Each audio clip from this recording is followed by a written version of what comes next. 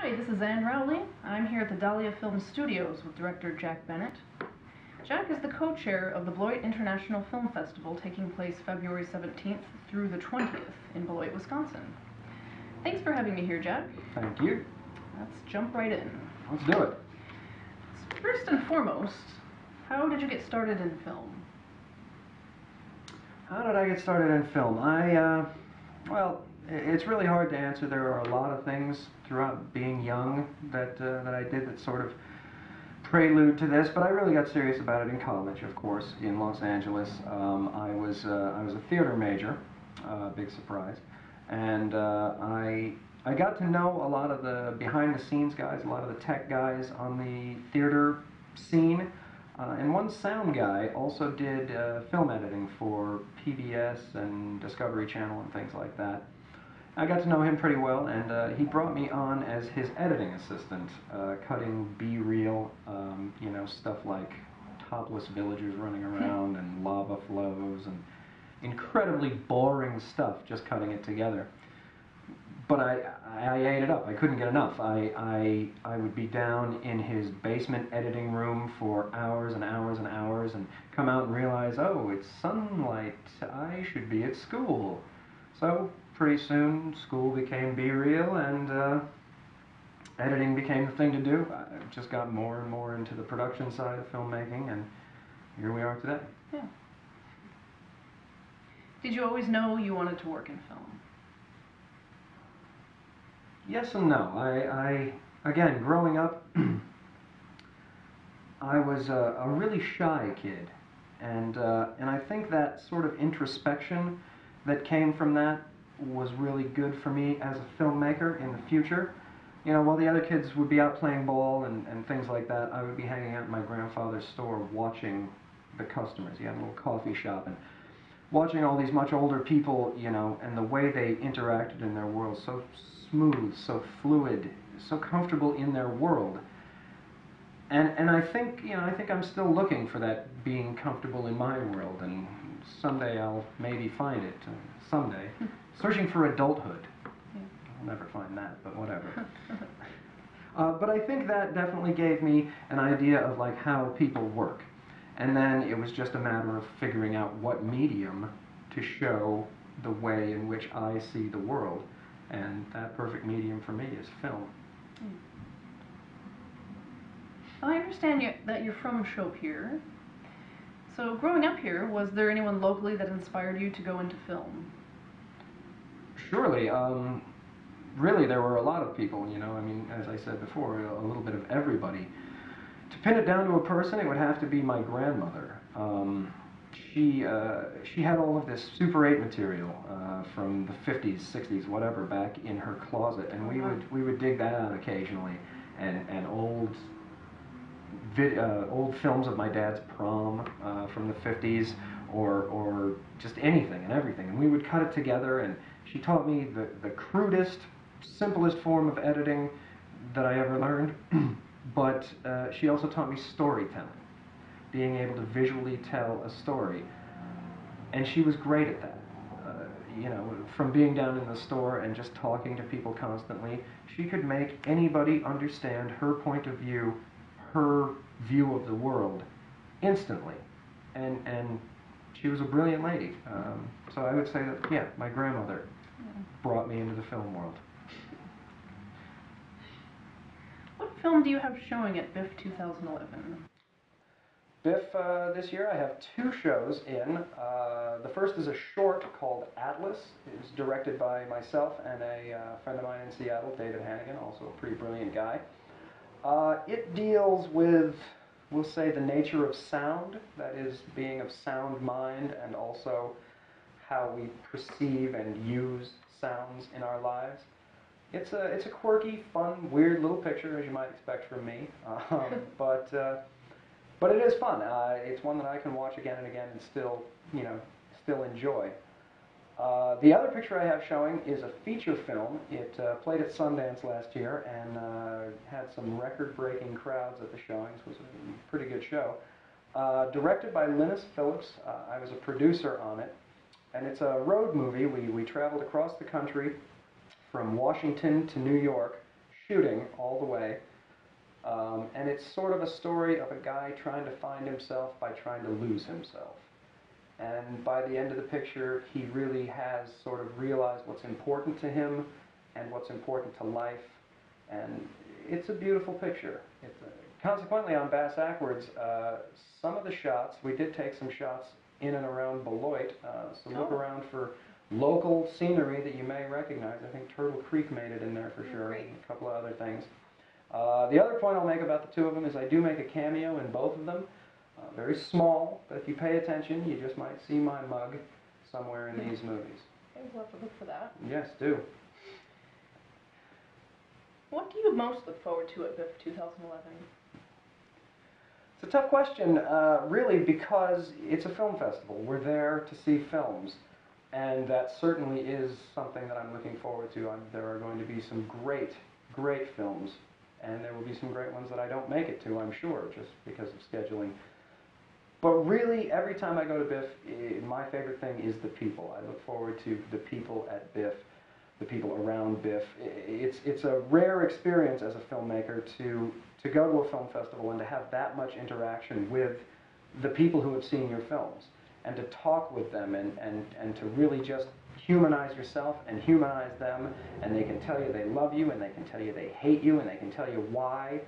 And it's just an absolutely beautiful thing to be able to connect and really, live your life as a filmmaker for 4 wonderful days. Yeah. Yeah. Is there a particular filmmaker who inspires you? Yes, Orson Welles. Orson Welles is from Kenosha, Wisconsin, in case you didn't know. I didn't. So we've got that going for us, he and I. But really, Orson Welles, arguably one of the fathers of American independent cinema, a guy who did it his way, never took no for an answer, no holds barred. If it's good for my film, it's going in my film one way or another. Brilliant guy. The other side of Orson Welles, I was watching, again, an old interview with Orson Welles the other day, and he's talking about filmmaking, and he's talking about his life, and at one point he says, filmmaking is 98% hustling and 2% making films. A little tear comes to his eye. I could have done something so much better with my life. And to hear Orson Welles say that is scary. I think about that every day, that Orson Welles felt that way about filmmaking, and I have to find some way to circumvent that.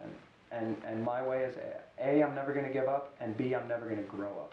I'm going to be a kid having fun my entire life.